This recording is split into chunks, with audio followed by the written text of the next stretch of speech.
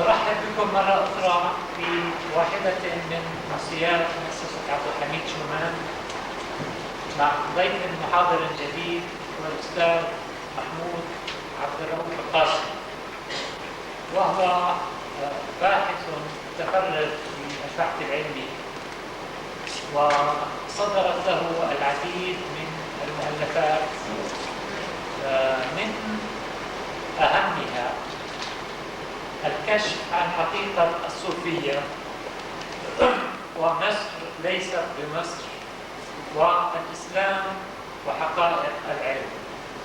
وهذا الكتاب الذي ذكرناه أخيرا هو موضوع لقاء هذه الليلة، وسيتفضل أستاذنا بتقديم موجز عن هذا الكتاب رغم معرفتنا بأن اختصار مادة الكتاب في مدى نصف ساعة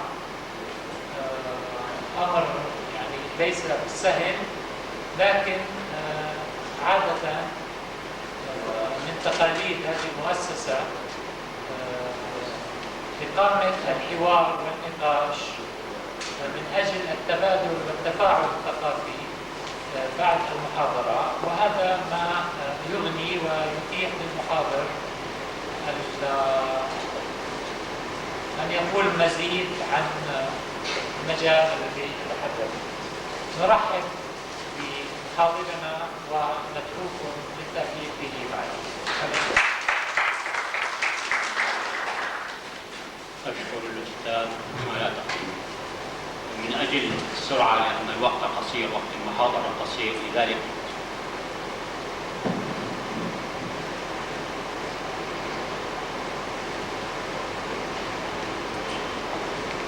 يقول محمد صلى الله عليه وسلم: ما من الأنبياء من نبي إلا وقد أعطي من الآيات ما مثله آمن عليه البشر، وإنما كان ما أوتيت وحيا أوحي إليه. فأرجو أن أكون أكثرهم تابعا يوم القيامة. يهمنا من هذا الحديث أمران. الأمر الأول قوله صلى الله عليه وسلم إنه نبي وأنه أوحي إليه، وقد ترك فينا القرآن وصحيح السنة على أنهما هما الوحي الذي أوحي له به. الشيء الثاني الذي يهمنا من هذا الحديث هو قوله إنه أوتي من الآيات ما على مثلها يؤمن البشر، وهذه الآيات موجودة فيما أوحي إليه أي في القرآن وصحيح السنة. فهل هذا الكلام صحيح أم هو ادعاء؟ سنرى. في هذا المعنى أيضا توجد آية في القرآن الكريم تقول: سنريهم آياتنا في الآفاق وفي أنفسهم حتى يتبين لهم أنه الحق. سنريهم آياتنا في الآفاق، أي هناك آيات في القرآن في الآفاق. ما هي آيات الآفاق؟ التي تتعلق بالجيولوجيا، بالفيزياء، بالفلك، بالحوادث الاجتماعية، بالحوادث الطبيعية. سنريهم آياتنا في الآفاق وفي أنفسهم. ما هي الآيات التي تتعلق بالأنفس؟ التي لها علاقة بقوانين النفس الإنسانية، قوانين المجتمعات الإنسانية، بالتشريح، بالفيزيولوجيا، بهذه الأمور. سنريهم آياتنا في الآفاق وفي أنفسهم حتى يتبين لهم أنه أي القرآن، أن القرآن هو الحق. فهل هذا هو كلام أم ادعاء؟ سنرى. لأن الوقت قصير لا أريد أن أطيل. نبدأ بالآية الأولى، آية الجبال: والجبال أوتادا وألقى في الأرض رواسي أن تميد بكم. الجبال أوتادا. قبل كل شيء أريد أن أذكر الأخوة أن الإنسانية، كل الإنسانية في زمن محمد صلى الله عليه وسلم وقبله وبعده لأكثر من 1000 سنة كانت تجهل جهلا كاملا كل حقائق العلم التي اكتشفت في الأزمنة الأخيرة، كانت تجهلها جهلا كاملا. ومع ذلك نرى أشياء عجيبة في القرآن. والجبال أوتادا، هذه واحدة. الجبال أوتادا وألقى في الأرض رواسي أن تميد بكم. هذا هو شكل الجبال. يعرف الأخوة الذين لهم اهتمامات بهذه الأمور أن الجبال نوعان: جبال التوائية وجبال اندفاعية بركانية. هنا الجبال بمعناها العام قال، لم يخصص، معناته الجبال الالتوائية والبركانية هي أوتاد، وأيضا سماها أوتاد، أوتاد بمعناها العام، أي من حيث الشكل ومن حيث الوظيفة. نعرف ما هي وظيفة الوتد، شو وظيفة الوتد؟ بيمسك الحمار أنه يهرب، بيمسك بيت الشعر أنه يتحرك، ومع ذلك بيتحرك. فهذا هو شكل الجبل. بحث يعني لشيء من التوضيح بالنسبة للإخوة الذين ليست عندهم اهتمامات بهذه المواضيع. الكرة الأرضية، الأرض لها طبقات، 7 طبقات: الطبقة الهوائية، الطبقة الغازية، ثم الطبقة المائية، ثم القشرة الأرضية، القشرة الأرضية، أو سيال. قديما قبل 40-50 سنة كانوا يسمونها السيال. ثم الرداء، طبقة الرداء، قبل 40-50 سنة كانوا يسموها السيمة، طبقة السيمة. الاسم السيال جاي بالنسبة للعنصرين اللذين يكثران بها هما السيليسيوم والألمنيوم. السيليسيوم أولها سي. أنا بس رحت فوق مش شايفين شكرا. تعبنا. بس خلاص شفنا شيء. السيليسيوم أولها سي، الألمنيوم أولها صارت السيال. السيمة أو الرداء، العنصران الرئيسي اللذان يكثران بها هما السيليسيوم والمغنيسيوم. سيليسيوم أولها سي، مغنيسيوم أولها ما صار سيمة. الآن تستعمل كلمة الرداء، أنا الآن سأستعمل بالنسبة للرداء، لطبقة الرداء، سأستعمل كلمة السيمة، بينما السيال القشرة الأرضية. الآن يستعمل الاسم القشرة الأرضية، سوف أستعمل القشرة الأرضية. فالقشرة الأرضية هي هذه التي نعيش عليها، وهي التي تشكل القارات وتشكل الجبال وتحتضن البحار. نرى الجبل هو كتلة من القشرة الأرضية داخلة في السيمة. وتد من حيث الشكل هو وتد بمعناه الجبل. يلاحظ أن الوجه طبعا نعرفها كلنا أن الجبل له قسم بارز في الهواء، يقابله قسم غارز في السيمة طوله 4.5 مرات طول القسم البارز في الهواء. يعني إذا كان طول القسم البارز في الهواء كيلومتر، بيكون طول القسم الغارز في السيمة 4.5 كيلومتر. طبعا هذا رقم مثالي، الواقع قد يزيد وقد تنقص، لأن الجبال بيكون فيها فجوات، بيكون فيها معادن، بيكون فيها أشياء، ولكن الرقم المثالي 4.5. فالقسم الغارز في السيمة أطول من البارز في الهواء ب4.5 مرات. إذا فمن حيث الشكل هو وتد كامل. نلاحظ. بقي الآن من حيث الوظيفة، هل الجبال أوتاد أيضا من حيث الوظيفة؟ الآن من الحقائق العلمية اليقينية، طبعا النظريات لا يبنى عليها شيء، النظريات العلمية لا يبنى عليها شيء، لأن النظرية هي حكم يحتمل الخطأ ويحتمل الصواب، وإذا وقع الاحتمال بطل الاستدلال. النظرية يعني يبنى فقط على الحقائق العلمية اليقينية التي صارت يقينية. هي الآن من الحقائق أن القشرة الأرضية تنزلق فوق السيمة، تنزلق فوق الرداء، رغم الأوتاد، رغم هذه الأوتاد، مع ذلك تنزلق، ولكن انزلاقها بطيء جدا. سمعنا قبل 5-6 أشهر الزلازل اللي صارت بخليج العقبة، وقال الجيولوجيون أن هالزلازل سببها انزياح في القسم الشمالي الغربي من جزيرة العرب. طبعا شو انزياح؟ مليمترات أو سنتيمترات قليلة سببت الزلازل. فهذا الانزياح رغم وجود الأوتاد، رغم وجود الجبال، ومع ذلك توجد هذا الانزلاق. ما الذي يمنع القشرة من أن تنزلق انزلاقا كبيرا؟ هي الجبال، الأوتاد. إذا فهي أوتاد من حيث الشكل وأوتاد من حيث الوظيفة. هذه الحقيقة اكتشفت من حوالي 50 سنة فقط، والآن هي حقيقة علمية وليست نظرية. الآن هي حقيقة علمية وليست نظرية، صارت من اليقينية. هذا هو والجبال أوتادا. هنا السؤال: كيف عرف محمد صلى الله عليه وسلم هذه الحقيقة؟ قد يقول قائل: صدفة رمى. طيب نقوس من كم غيرها. آية ثانية تقول: وألقى في الأرض رواسي أن تميد بكم. وألقى في الأرض رواسي أن تميد بكم. كلمة رواسي أبلغ من كلمة أوتاد. رواسي فيها معنى ثقل، فيها معنى القوة، رواسي شيء قرسي. هذه الرواسي تمنع الأرض أن تميد. هذه في الأصل غريبة جدا، حتى الآن بالنسبة لأكثر الناس غريبة. هنا لتفصيل هذه النقطة، مشان الأخوة الذين ليست لهم اهتمامات بهذه الأمور، أريد أن أفصل بعض الشيء. لو جبنا بسكليت دراجة، قلبناه، حطينا السرج والمقود تحت والدواليب بالأعلى، وأدرنا الدولاب، نراه يدور بنعومة ولطف، ما في ارتجاج. لما؟ ليش ما يرتج؟ يعرف الذين لهم اهتمامات بهذه الأمور أن السبب هو أن مركز ثقل الدولاب يقع على محور الدوران. بتعبير آخر، محور الدوران يمر من مركز ثقل الدولاب. ما أعرف يعني هل تبسيط هالكلام كافي ولا لا؟ أظنه كافي، يعني أبسط من هيك ما عاد أستطيع. محور الدوران الدولاب يمر من مركز ثقل الدولاب، لذلك عندما يدور الدولاب يدور بنعومة. لو جبنا عملنا هالعملية الصغيرة، فكينا 4-5 سياخ من الدولاب، خليناهم معلقين، بس زحناهم، ربطناهم لأقرب سيخ لهم، ربطناهم بخيط. الآن ندير الدولاب ونشوف الدولاب صار يرتج. ماذا حدث؟ فقط غيرنا مكان السياخ، كانت هنا، زحناها، ربطناها مرة. ماذا حدث؟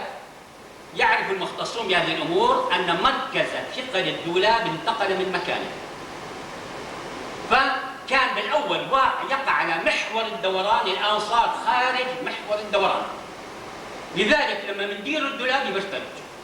هذا تماما ما يحصل للأرض لولا الجبال. لولا الجبال هالجذور هذه بتكون مو موجودة، القشرة الأرضية سطحها الأسفل بيكون أملس. عندئذ انزلاق القشرة الأرضية فوق طبقة السيما، فوق الرداء، يكون سريعا. ممكن القارة الأمريكية مثلا باليوم الواحد تنزلق عشرات الأمتار. ماذا يحدث؟ مركز ثقل الأرض ينتقل من مكانها. الآن مركز ثقل الأرض يقع على محور دورانها. لو انزلقت القارة، أي قارة كان، من مكانها، هذا الانزلاق ينقل مركز الثقل من مكانه، فيصبح مركز الثقل خارجا عن محور الدوران. الأرض عم تدور ترتج، وألقى في الأرض رواسي أن تميد بكم. إذن هذه الرواسي هي التي تمنع الأرض أن تميد. السؤال: كيف عرف محمد صلى الله عليه وسلم هذه الحقيقة التي لم يعرفها البشر إلا منذ حوالي 500 سنة بعد الحرب العالمية الثانية؟ كيف عرفها في ذلك الوقت؟ وبدقة نلاحظ الكلام واضح مبين باللغة العربية فصيحة، لا رمز ولا تأويل ولا لغز، كلام واضح صريح مبين. وألقى في الأرض رواسي أن تميد بكم. إذا ذهبت هذه الرواسي الأرض تميد. السؤال: كيف عرف محمد صلى الله عليه وسلم هذه الحقيقة؟ كل واحد يجاوب كما يريد. طبعا هي أعجوبة، تبقى أعجوبة في ذلك الوقت منذ 14 قرنا نتكلم هذا الكلام بهذا الوضوح وهذه الدقة. الآن من أجل الوقت لا أريد أن أفصل كثيرا، إني ننتقل إلى فكرة ثانية. الوقت القصير. آية ثانية تقول الآية: ألم تر إلى ربك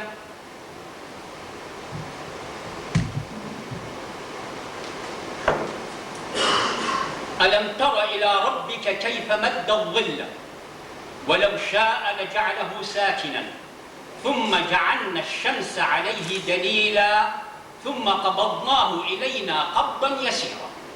طبعا مجموع هذه الآيات لها علاقة بنشوء الأرض، الآن لا علاقة لنا بها. علاقتنا الآن فقط بالجملة الأخيرة: ثم قبضناه إلينا قبضا يسيرا. ما هو المقبوض قبضا يسيرا؟ الظل الذي دليله الشمس. ألم تر إلى ربك كيف مد الظل ولو شاء لجعله ساكنا ثم جعلنا الشمس عليه دليلا ثم قبضناه إلينا قبضا يسيرا. إذن الظل الذي دليله الشمس مقبوض قبضا يسيرا. فهل هذا صحيح؟ نعم، العجب أن هذا صحيح.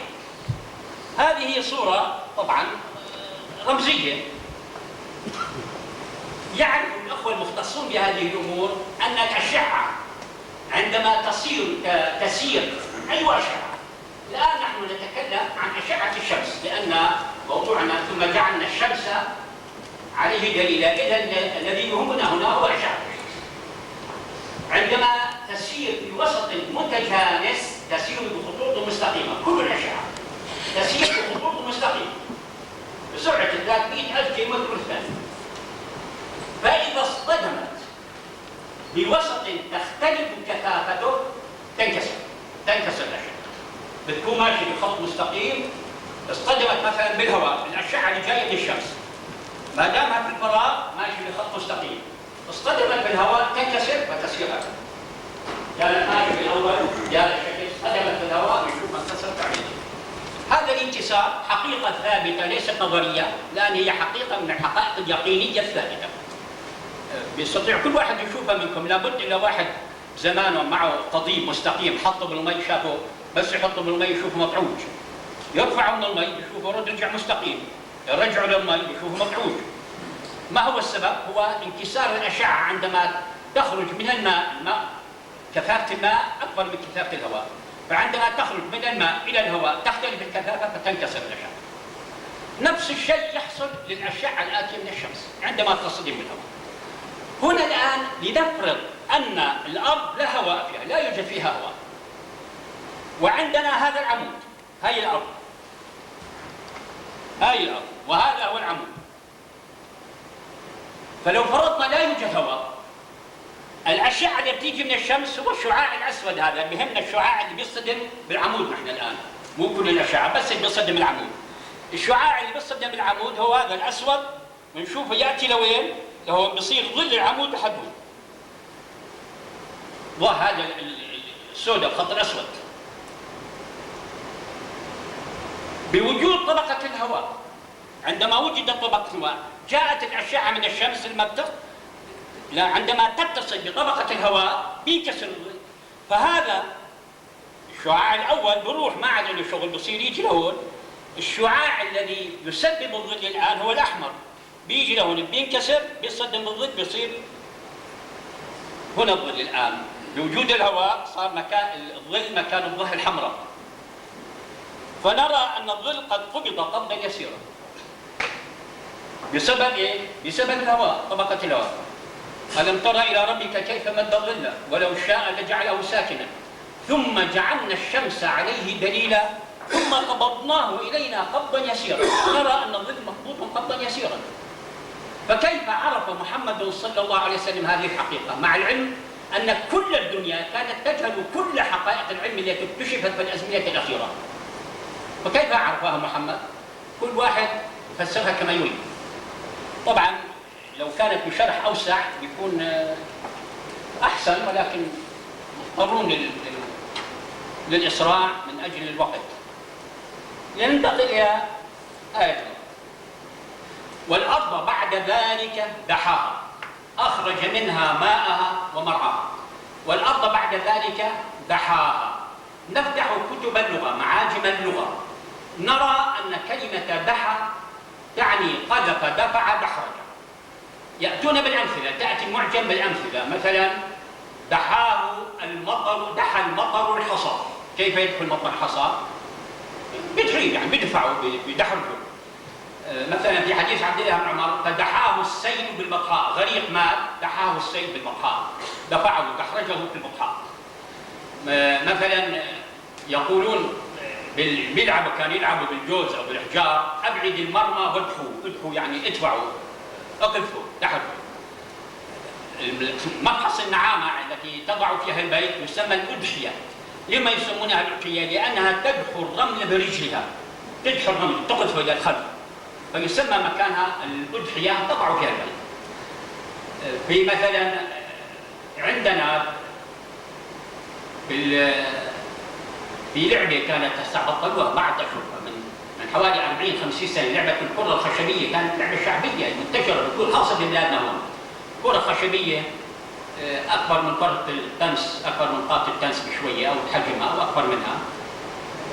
ينقسم الناس قسمين اذا كانوا كثار شباب، تضرب بعصي معقوفه الراس، باكوره بيسموها بالعربيه اسمها الميحار المحار أو المدحار. كلمة الباكورة أظنها جاية من اللاتينية، من باكورة باللاتينية، وما لا علاقة فيها الآن. المهم لما بيكون هي اللعبة يعني نوعان، هذه اللعبة لعبتها نوعان. لعبة لما بيكون عدد كثير بيلعبوها بيسموها المبار، ما لها علاقة فيها الآن. اللعبة الثانية لما بيكون أولاد عددهم 3 4 5، لعبة بيسموها أمك أمك. هي بطلوها الآن، لما كانت قبل اللي أعمارهم بال50 سنة 60 سنة بجوز يعرفوها. هي شلون بيحملوا الكرة وتوضع الكرة على بعد بيتفقوا عليه مترين ونص 3، بيقولوا امشي. بيجي يضع الكرة الخشبية ويدحوها بالمحار بالباكورة، بدحرجها مشان تنزل بالكرة. المهم شو بيقولوا ادخل بعد لمين الدحي إلي، بعد قال ما دحي. دحى معنى قذف دحر، بنفس معنى دحى طحى والسماء وما بناها والأرض وما طحاها. طحى كلمة مستعملة الآن شعبية، والله فلان كان يشتغل عنده طحيته يعني طردته، مستعمل. فهذا هو معنى دحى وطحى. دحاها معناته قذف، دحرج، قذف، دفع. والأرض بعد ذلك دحى. فهذا السؤال، كيف عرف محمد صلى الله عليه وسلم أن الأرض مدحوة؟ الآن طبعا كون الأرض مدحوة هذه حقيقة من الحقائق، ليست نظرية، حقيقة من الحقائق اليقينية. فكيف عرف محمد صلى الله عليه وسلم أن الأرض مدحوة وهذه حقيقة كانت الدنيا كلها تكلم؟ إلى ما بعد أول من نادى بها وجليل معروف. هنا ملاحظة بسيطة، المفسرون كانت بالنسبة لهم عندما يقرؤون والأرض بعد ذلك دحاها، الأرض مقذوفة، كانت بالنسبة لهم هذا شيء غريب جدا. شلون الأرض مقذوفة؟ شلون الأرض مدحرجة؟ حتى الآن في ناس كثير سمعانة كثير أنا إنه هاي كل عمره باب داري باب البيت تبعي مشرق، ما شفته ولا يوم صار مغرب، شلون الأرض بتدور؟ فكانت غريبة جدا، وكان العلماء يطالبون بتفسير هذه الآية من طلابهم ومن الناس. ما معنى والأرض بعد ذلك دحاها؟ رأوا وكانوا معذورين كل العذر في ذلك الوقت، لأنه شيء مستحيل أن يعرفوه، شيء غريب كل الغرابة. لذلك حاولوا أن يجدوا لها تفسيرا، فقالوا دحى الله الأرض معناتها بسطها، فقط من أجل دحى الله الأرض معناتها بسطها. أما ما بقي ذلك غير ذلك فدحى معناتها قذف، دحرج، دفع. هنا عاد طبعا قد يقول قائل إذا وقع الاحتمال بطل الاستدلال. هنا في احتمالان، كيف نأخذ دحى بمعنى دحرج؟ نقول لا، هذا ليس احتمالا، لأن معنى دحى الحقيقي في اللغة في زمن الجاهلية وفي صدر الإسلام دحى معناها قذف، دحرج، دفع. ودحى بمعنى بسط أوجدها المفسرون المسلمون ليخرجوا من هذه المشكلة، من هذه شلون الأرض مدحوة؟ قالوا بسط. إذا فهنا لا يوجد احتمال، هذا احتمال مفتعل. تركنا هذه، انتهينا له. أسأل نفس السؤال، كيف عرف محمد صلى الله عليه وسلم أن الأرض مدحوة؟ أترك الجواب لكل اسم، ما يعرف. يعني شيء عجيب، حقيقة عجيبة يذكرها في زمن كانت الدنيا كلها تجري كل حقائق. نأتي من آية إلى الآية التي معها. والأرض بعد ذلك دحى أخرج منها ماء، أخرج من الأرض ماء. قد يقول قائل هل ما فيها شيء أخرج منها ماء؟ أما في الواقع في ذلك الزمن كان فيها كل شيء، لأن هذه الفكرة كانت غريبة كل الغرابة عن المجتمعات الإنسانية، عن المقولات في هذا الموضوع. المقولات في هذا الموضوع كانت تقريبا 4 مقولات. المقولة السائدة هي مقولة أهل الكتاب الموجودة التي تؤخذ من الكتاب المقدس في سفر التكوين إصحاح 1.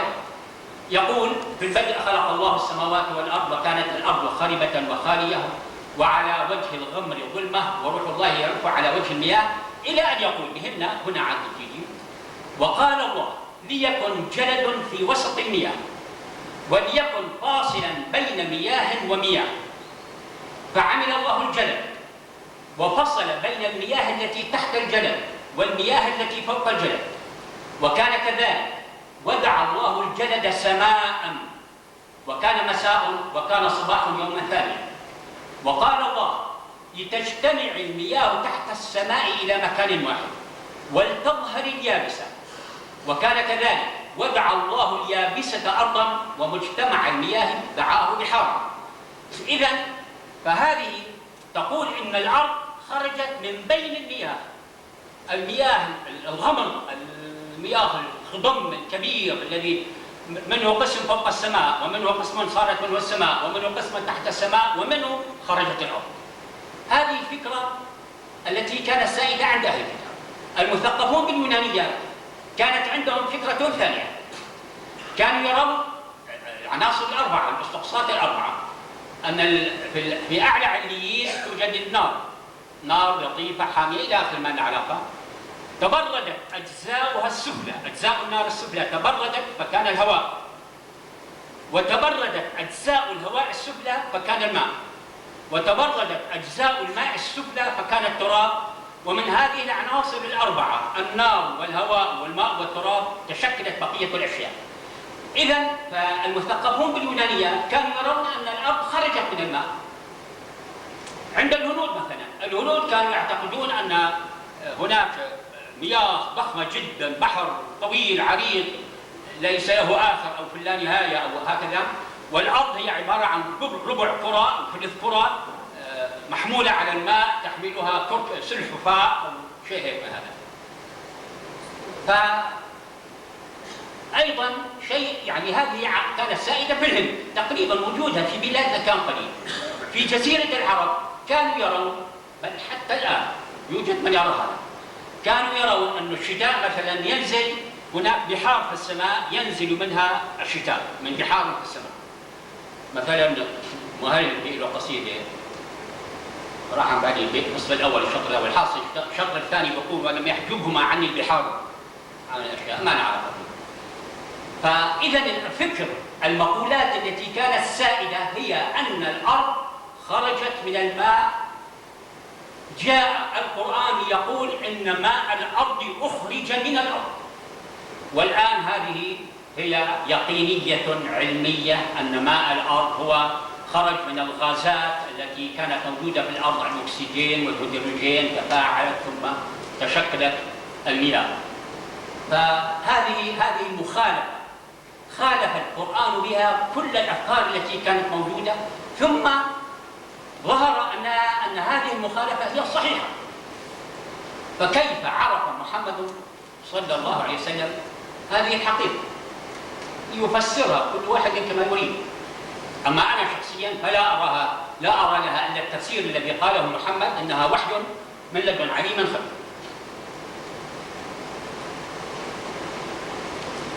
آية ثانية: والسماء بنيناها بأيد وأنا لموسعون. هنا واضح الكلام.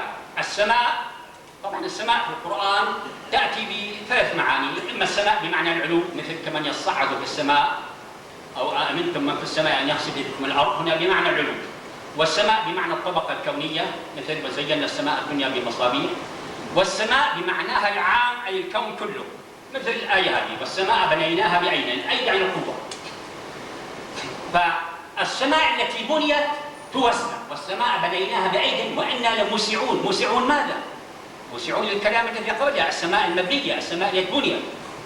الكون يتوسع.